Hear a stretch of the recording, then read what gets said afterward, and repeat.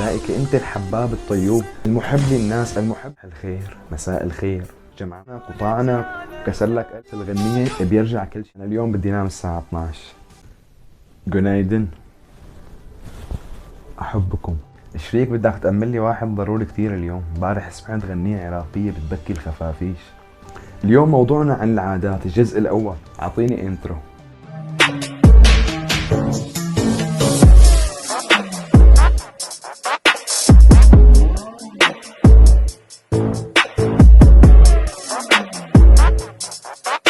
مرحبا فيكم سيداتي فانزاتي سادتي فرينداتي، كيفكم اليوم؟ شو الاخبار؟ رواق؟ يا رب تكونوا بصحه منيحه. انا اشتقت لكم كثير على فكره، انتم اشتقتوا لي. اذا اشتقتوا لي عبروا لي هذا الشيء بلايك. كثير تصرف لازم نعمله بشكل يومي، او حتى كلمه بنقولها وما بننفذها، او عاده سيئه فينا فوتوا لحتى نعرف.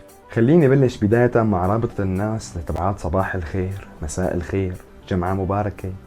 صباح الخير مع الماس وعم تلف وردة عم تضوي مساء الخير. هدول الجماعة، هدول الناس، هي الرابطة شاغلتها وعاملتها بالحياة. الشغل الشاغل، كل شي عندهم طاقات، كل شي عندهم قوة، كل شي عندهم بجسمهم بيفرغوه على هي القصة. في من الصبح الزلمة ملتزم، يعني موقع عقد مع الناس اللي عنده. لغة السلام عنده انه يفيق الصبح، اول ما يفيق صباح الخير مساء الخير. انا الشي اللي اهمني من جوا انه في عالم شغلتها وعملتها تصوير، فوتوغراف، يعني مصور عم يقعد 5-6 ساعات ناحم نهر او ناح غصن شجرة لحتى ياخذ لقطة حلوة، صورة حلوة لشي عصفور واقف، لشي كائن طائر، لتيجي اخر شي ام احمد تكتب فوقها صباح الخير وترسلها لام خالد. كل اسبوع لازم تخصص 2-3 بس لحتى تعمل حفلة تعزيل وتنظيف وعلى ديليت يا شريك، مشان يتهنوا، مشان ينبسطوا انه يبعتوا لنا صور صباح الخير ومساء الخير. انه يكفي، يعني يكفي. اسمعي يا بنت، اسمعي يا حبيبتي، اسمعي. وبنيجي هلا للعادة الثانية. اكيد ما في حدا على كوكب الارض بدرب التبانة عايش معنا بهذا الكوكب وعم يشوف شو عم يصير الا وعنده هذا الشخص اللي بيفوت على الWC وبيستقر الزمن. نعتبر انه جوا عنده مصدر الالهام والاوهام والاحلام وتحقيق الامال والاهداف والطموح وحل المشاكل والعلاقات العائلية ومنبع الافكار الشيطانيه. اذا كان بدك تفوت يعني لغرض او لحاجه بتبطل، بس بصير بدك تطمن عليه، بدك تخلص منه، لاقي له WC غرفتين وصالون، خليه يسكن يستقر ويحقق اهدافه على مهله، ما له مستعجل لحتى ما يصير ازعاج للاخرين. انا اليوم بدي انام الساعه 12، بدي ظبط روتيني. هذا الشخص ما عنده معاناه عظيمه، مستحيل. انا صار لي زمان عايش بالدنيا، لليوم هذا ما بتذكر يوم نمت قبل الساعة 12 أو الساعة 12، ما بدي قبل الساعة 12. أفيناك وقت النوم الساعة 12 صعبة كتير ولا أخوة، صعبة كتير فوق ما تتصور. بتصير بتفكر وبتحس حالك مقدور أنه لسه نهاري ما كملته، ما خلص لسه لهلأ. أول شغلة بتخطر ببالك تمسك التليفون، تفتح الإنترنت، تفتح الواي فاي، مقطعين بس على الفيسبوك أو التيك توك، تسلى شوي وارجع نام. وسرود يا شريك، وسرود.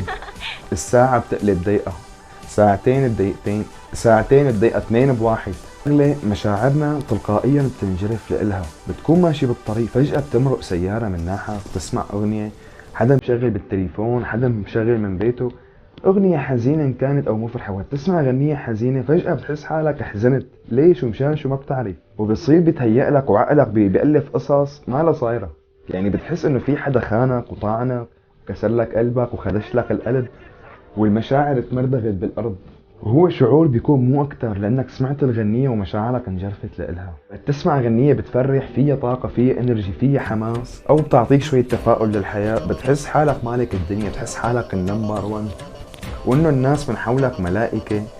وانت بتصير بتحب المجتمع وبتحب الناس وبتحب الجميع وبتحب المؤمنين والمسلمين والملحدين. وانت بهي اللحظة بتكون عم تحارب الناس كلها بنظرك ملائكة. انت الحباب الطيوب المحب للناس المحب للشعب الكادح، كل من عليها، المسلمين، الهندوسيين، البوذيين، كل شيء.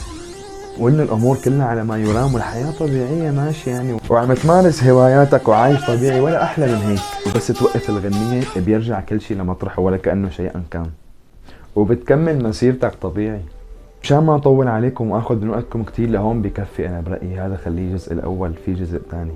إذا في شيء ببالكم أو شيء حابين انتقدوا، إذا عندكم شيء حابين أذكره بجزء الثاني، أو عادي ما بتحبوه حابين انتقده، حطوا لي اياها بالتعليقات، وفوتوا على صفحتي على الانستغرام كتبوا لي مرحبا ابو الملايين مشان احبكم اكثر واكثر. واللي مو عامل لي فولو يعمل. اذا بدك تتابع كل جديد انزل اشترك بالقناه وفعل زر الجرس، واذا مالك حابب تتابع كل جديد كمان انزل اشترك بالقناه وفعل زر الجرس لحتى ارجع اسالك نفس السؤال. حياتي التاه.